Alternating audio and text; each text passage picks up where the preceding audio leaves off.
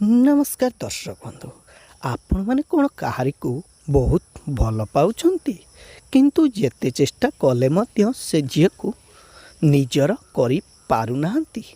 तेबे प्रिय दर्शक बंधु, आपण माने आजिर एही वीडियोटी को संपूर्ण देखंतु, कारण मु आपण मानकु आजिर एही वीडियो रे एमिति एक वशीकरण विधि विषय कहिबी जहाको करिया द्वारा से झील सबुदिन पई आपणकर होइजिवो। प्रिय दर्शक बंधु, यही विधिटी करने आपण को प्रथमे किछि जिनिसर आवश्यक पड़ो।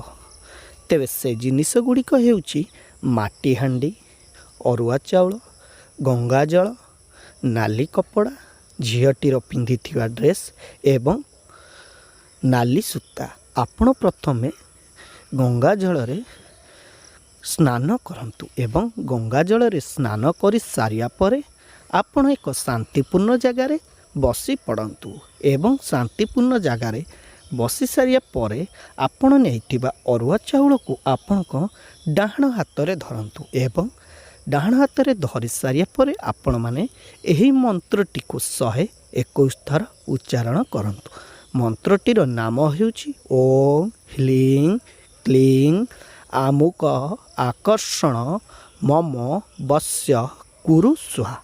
तेबे आमुक जगार जो झील को आपण निजर बसरे करने चाहूे तांकर नाम को उच्चारण करेंगे।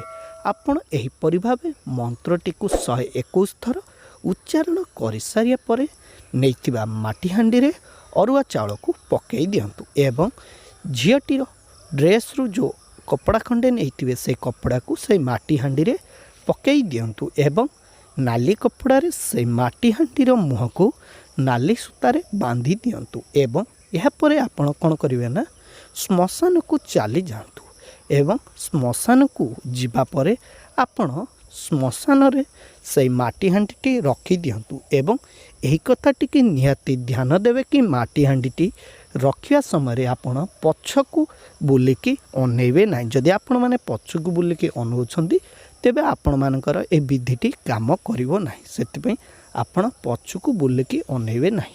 आपण से जगार माटी हांडी रखी चुपचाप निज घर को पळे आसंतु एवं एही विधिटी केवल शनिवार दिन सकाळ 11टा रु 12टा मध्य करेंगे। शनिवार दिन केवल करेंगे। आपण माटी हांडी श्मशान रखी पळे आसिया परे निश्चिंत भावे आपण को शुभ संकेत मिलवा लगे एवं आपण जो झीटी को बसरे करने चाहूे से झीटी किछि ना किछि बहाना करी आपण सहित देखा करिवो एवं आपण सहित कथा हबाकू लागिवो।